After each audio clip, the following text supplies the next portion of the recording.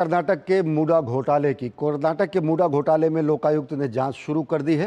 ये बेहद महत्वपूर्ण मामला है और इस मामले पर अगर देखें तो सबसे ज़्यादा असहज स्थिति में मुख्यमंत्री सिद्धारमैया हैं। सिद्धारमैया की कार्यकाल में इस घोटाले की जो बात उठी है वो ये उठी है कि उनकी पत्नी को अवैधानिक तरीके से ज़मीन के कुछ खंड हस्तांतरित किए गए और अब फिलहाल उन्होंने उस ज़मीन को बदलने की भी पेशकश की है। तो कर्नाटक में अगर देखें तो लोकायुक्त ने जांच शुरू कर दी है और कर्नाटक के मुख्यमंत्री सिद्धारमैया की मुश्किलें बढ़ती दिख रही हैं। स्पेशल टास्क फोर्स के आदेश के बाद मैसूर शहरी विकास प्राधिकरण ने इस मामले में लोकायुक्त की जांच शुरू की है।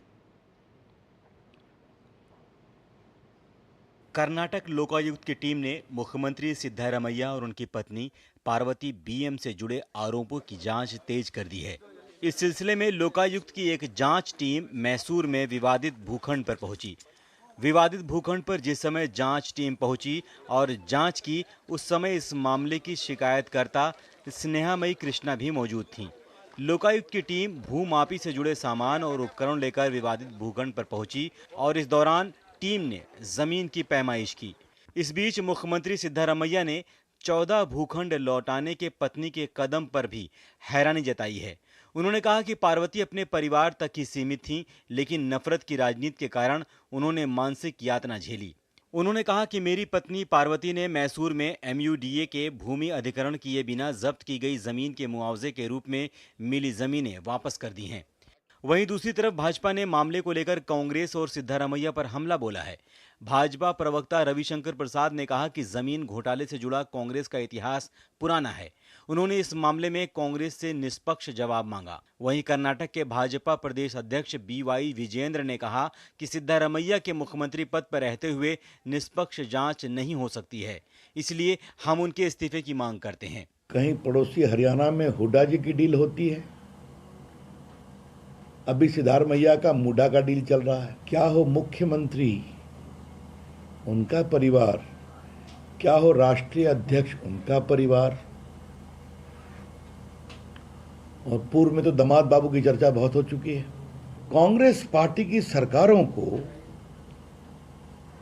लैंड डील से इतना प्यार क्यों है? गलती हुआ है उसको मान के, हाँ गलत हुआ है हमारा तरफ से, जो निवेश मिला है हमको हम लोग वापस कर रहे हैं, डिसीजन लिया है। ऐसा डिसीजन तब लेना चाहिए था 2 महीने पहले। नाउ इट्स टू लेट, क्योंकि हाई कोर्ट के जजमेंट के बाद और लोअर कोर्ट के जजमेंट के बाद अभी लोकायुक्त पुलिस ने एफआईआर भी रजिस्टर किया है। Investigation already started. Political vendetta, political conspiracy, ये ठीक नहीं है।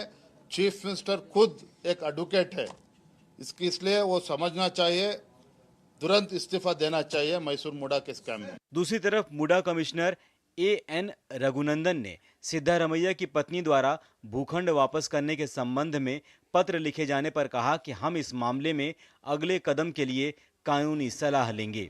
इस बीच बीवाई विजेंद्र ने राज्य के गृह मंत्री डीजी परमेश्वर और पुलिस महानिदेशक को पत्र लिखकर आरटीआई कार्यकर्ता स्नेहमयी कृष्णा को पर्याप्त सुरक्षा प्रदान करने का अनुरोध किया है।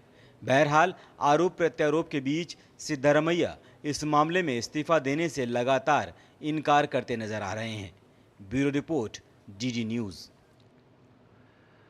और कर्नाटक के बाद अब बात बिहार की। बिहार बाढ़ से प्रभावित है, बेहाल है। 16 जिले बुरी तरह बाढ़ से प्रभावित हुए हैं। बाढ़ का सबसे ज़्यादा प्रभाव उत्तरी बिहार में देखने को मिल रहा है।